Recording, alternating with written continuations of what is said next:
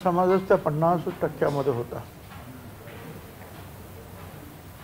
परंतु तरी सुद्धा आंदोलन झालं आणि मोदी साहेबांनी मग महाराष्ट्रापासून गुजरात हरियाणापर्यंत 10% जे आर्थिक दृष्ट्या शैक्षणिक दृष्ट्या मागास आहे, परंतु सामाजिक दृष्ट्या मागास नाही अशांसाठी 10% आरक्षण दिलं। त्याच्यामध्ये सुद्धा त्या 10% 80% फक्त मराठा समाज एकटाच होता। त्यानंतर सुद्धा मागणी झाली की आम्हाला वेगळं आरक्षण पाहिजे।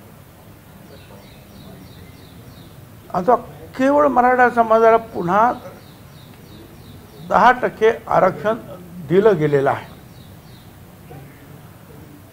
आता तरी सुद्धा हा सगळा मराठा समाजाला ओबीसी घ्या, ओबीसी मध्ये घ्या अशा प्रकारचे आंदोलन होत आहेत, प्रेशर निर्माण केलं जात आहे।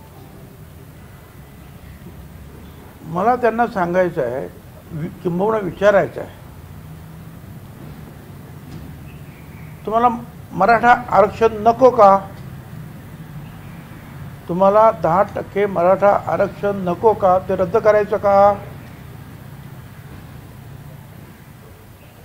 ते रद्द झालं तर EWS मध्ये तुम्ही 80-90% असता, तेही तुम्हाला नकोच का?